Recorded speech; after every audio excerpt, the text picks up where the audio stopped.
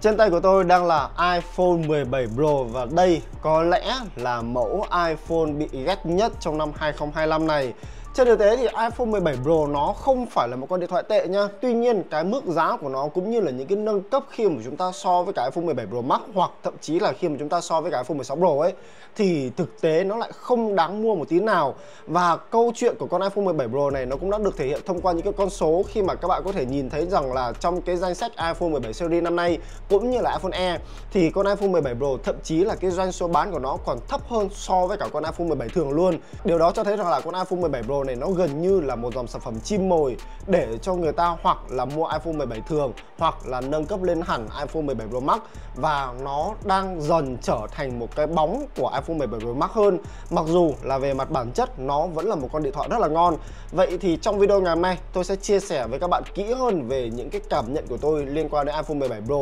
cũng như là đưa ra một vài cái nhận định rằng các bạn có nên mua iPhone 17 Pro này hay không. Chúng ta sẽ cùng nhau bắt đầu vào video luôn nhá.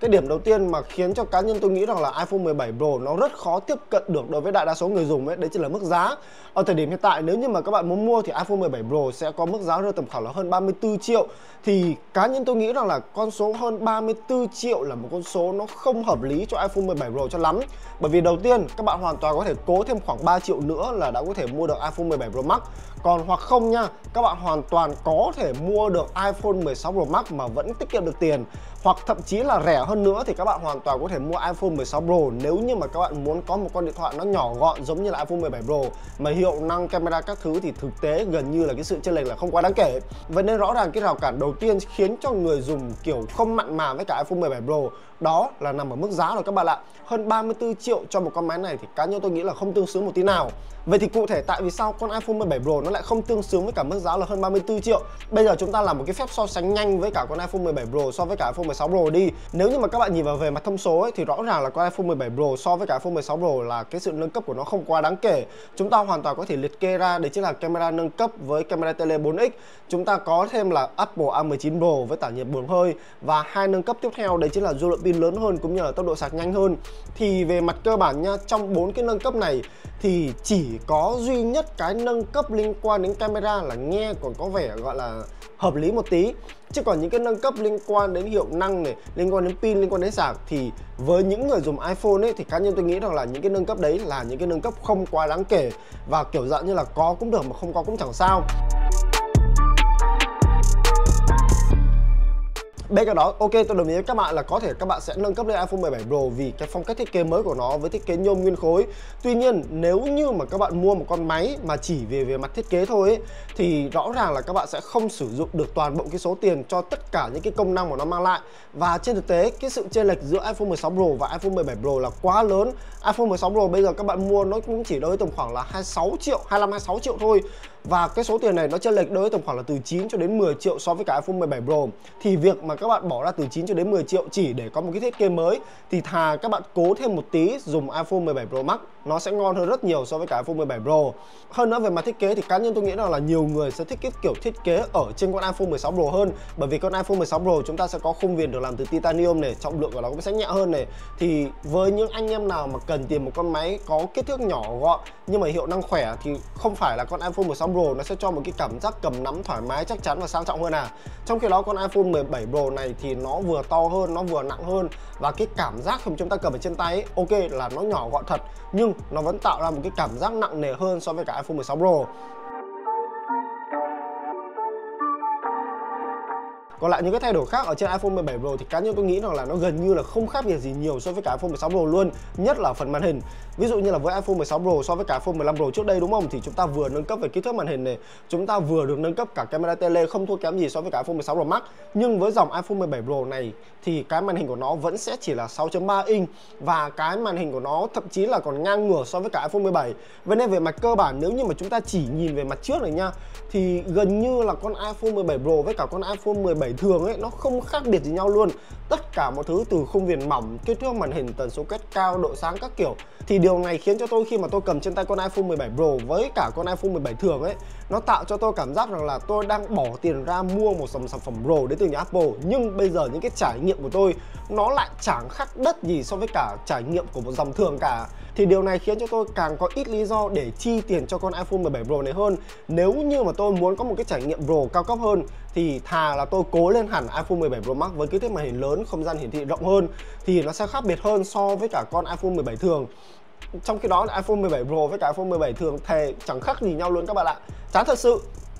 Thì đấy, có chăng thì cái sự khác biệt nó sẽ chỉ nằm ở cái phần thiết kế, bởi vì giống như lúc nãy tôi có chia sẻ với các bạn ấy là cái cảm giác cầm nắm của nó vẫn rất là ok, vẫn rất tốt. Nói gì thì nói thì nó vẫn sang hơn, nó vẫn cầm nó thoải mái, nó nhẹ nhàng hơn so với cả iPhone 17 Pro Max. Và một cái điểm mà chúng ta không thể nào phủ nhận được đấy chính là cái độ nhận diện thương hiệu của nó cũng cực kỳ ok luôn. Anh em cầm trên tay con iPhone 17 Pro này ra đường thì người ta biết ngay là các bạn đang sử dụng dòng sản phẩm mới nhất đến từ nhà Apple rồi, đúng không? Nhưng mà cái câu chuyện nó bắt đầu ở cái việc là khi mà bản thân tôi ấy, mà nghĩ đến việc mà lựa chọn một cái dòng Pro, tức là tôi đang nghĩ đến việc là chọn một con máy nó phải nhỏ gọn để có thể cầm nắm bên mình mọi lúc mọi nơi, cầm và sử dụng trong thời gian dài, cầm mà không có cái cảm giác là bị nặng nề, bị đè nặng lên ngón tay.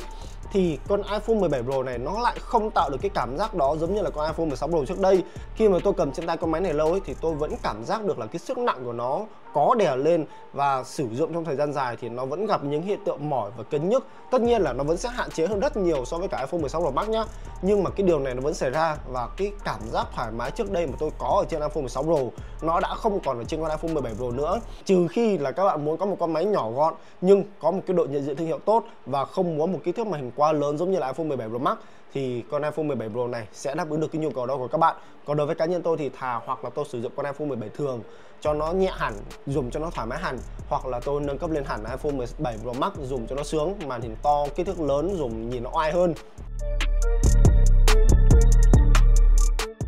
Những yếu tố khác ví dụ như là về mặt hiệu năng ấy thì cá nhân tôi cũng sẽ không muốn nói lại quá nhiều nữa, bởi vì đây cũng là cái phần mà tôi chia sẻ khá là kỹ ở trong cái bài review iPhone 16 Pro Max rồi. Anh em hoàn toàn có thể xem lại cái video đó. Bởi vì về mặt cơ bản thì con iPhone 17 Pro này chúng ta cũng sẽ được trang bị con chip là Apple A19 Pro, vậy nên là hiệu năng của nó là gần như là tương đương so với cả iPhone 17 Pro Max luôn. Có chăng cái sự khác biệt so với cả 17 Pro Max nó chỉ nằm ở phần nhiệt độ mà thôi, bởi vì dù là vẫn được trang bị tản nhiệt buồng hơi nhá, nhưng bởi vì là kích thước của cái con iPhone 17 Pro này nó sẽ bé hơn, vậy nên là cái tản nhiệt buồng hơi nó cũng sẽ bé hơn so với cả iPhone 17 Pro Max. Vậy nên trong cái bài khi mà tôi làm test pin iPhone 17 series ấy, các bạn hoàn toàn có thể xem lại cái video đó ở bên kênh của Cellphone, thì các bạn sẽ thấy rằng là cái nhiệt độ tỏa ra ở trên con iPhone 17 Pro này nó luôn luôn nóng hơn từ 1 cho đến 2 độ so với cả iPhone 17 Pro Max. Thì điều này đồng nghĩa với việc là nếu như mà các bạn chơi game, các bạn làm những cái tác vụ nặng trong thời gian dài, ví dụ như là quay video ở ngoài trời nắng ấy, thì rõ ràng là nó sẽ dễ gặp hiện tượng nóng máy, giảm sáng màn hình hơn so với cả iPhone 17 Pro Max. Thì đây cũng là một trong số những cái rào cản khiến cho tôi nghĩ rằng là con iPhone 17 Pro này nó khó hấp dẫn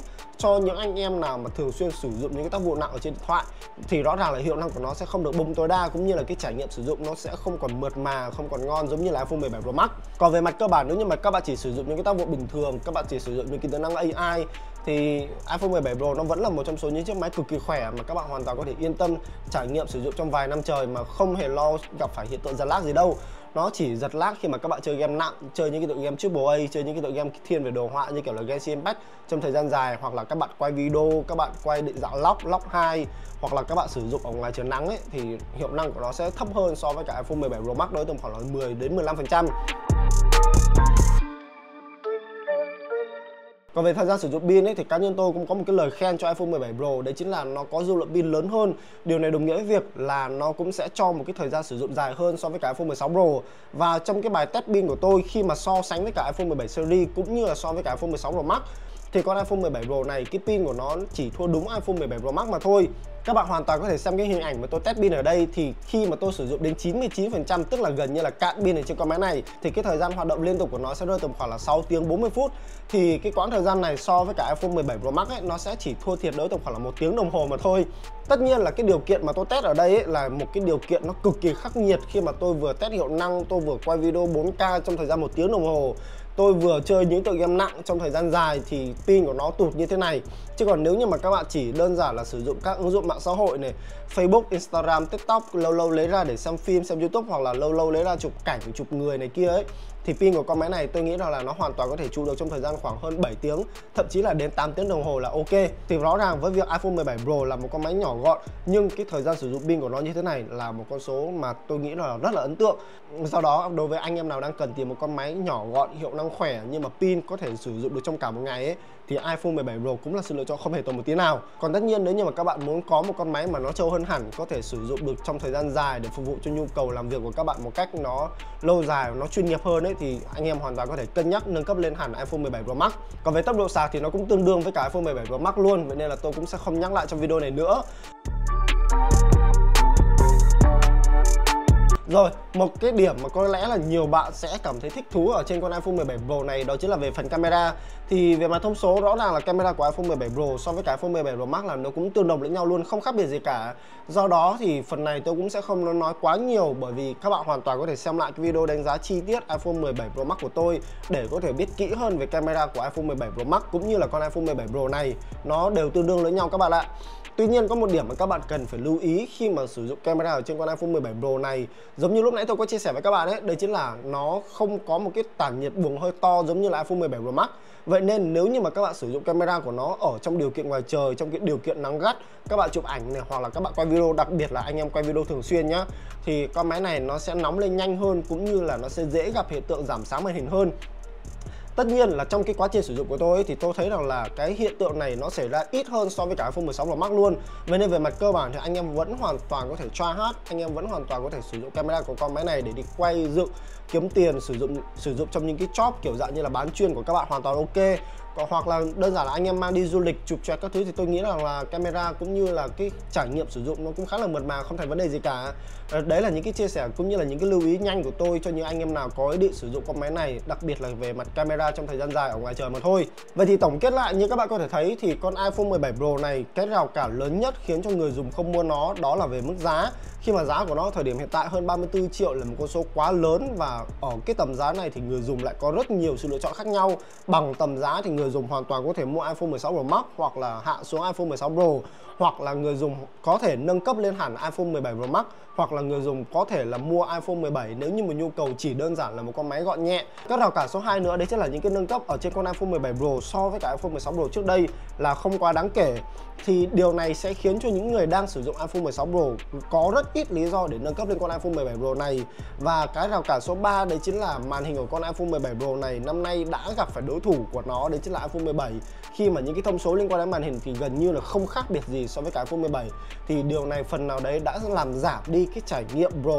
của người dùng nếu như mà có ý định mua lên iPhone 17 Pro. Và rào cản cuối cùng khiến cho người dùng không mặn mà lắm với iPhone 17 Pro đó chính là nhiệt độ của nó sẽ tỏa ra nóng hơn so với cả iPhone 17 Pro Max. Thì điều này sẽ khiến cho người dùng có những cái trải nghiệm khi mà các bạn sử dụng những cái tác vụ nặng, ví dụ như là chơi game hoặc là quay video trong thời gian dài, nó sẽ không mượt mà, nó sẽ không có một cái trải nghiệm tốt giống như là iPhone 17 Pro Max. Trong khi cái mức giá bỏ ra thì lại khá là cao và cái sự chênh lệch so với cả iPhone 17 Pro Max là không quá đáng kể. Tất nhiên là iPhone 17 Pro nó vẫn có những cái điểm sáng riêng của nó và nó vẫn sẽ đáp ứng được một nhóm người sử dụng cụ thể. Ví dụ như đây vẫn là một con điện thoại có hiệu năng rất là khỏe, đủ và dư để cho các bạn hoàn toàn có thể sử dụng những cái tác vụ hàng ngày, hoặc thậm chí là chơi game cũng ok. Bên cạnh đó thì nó cũng có những cái nâng cấp tương tự như là iPhone 17 Pro Max, nó chỉ thua iPhone 17 Pro Max ở 2 điểm, đấy chính là kích thước màn hình cũng như là dung lượng pin mà thôi. Thì cái này nó sẽ phù hợp cho những anh em nào không thích một con máy có kích thước quá lớn giống như là iPhone 17 Pro Max, vẫn muốn có một con máy nó nhỏ gọn, pin đủ dùng trong một ngày, camera được trang bị đầy đủ tất cả những cái tính năng mới nhất cũng như là công suất sạc nhanh. Và bên cạnh đó thì chúng ta cũng sẽ có một cái thiết kế với độ nhận diện cực kỳ cao. Tất nhiên là nó sẽ dành cho những anh em nào sẵn sàng chịu chi với số tiền là hơn 34 triệu và cảm thấy rằng là hơn 34 triệu cho con iPhone 17 Pro này là xứng đáng với những gì nó mang lại nhá. Đó là tất cả những cái chia sẻ, những cái cảm nhận của tôi liên quan đến iPhone 17 Pro. Vậy thì còn ý kiến của các bạn thì sao? Liệu cái mức giá hơn 34 triệu cho iPhone 17 Pro là có đáng hay không? Và các bạn có lựa chọn con máy này hay là các bạn sẽ có những cái lựa chọn khác giống như tôi vừa mới chia sẻ ở trên? Thì các bạn đừng quên để lại ý kiến của các bạn ngay dưới phần bình luận của video này. Cảm ơn tất cả các bạn đã xem đến giây phút này của video, cũng như là cảm ơn tất cả các bạn đã đăng ký kênh của tôi. Tạm biệt mọi người và hẹn gặp lại mọi người những video lần sau.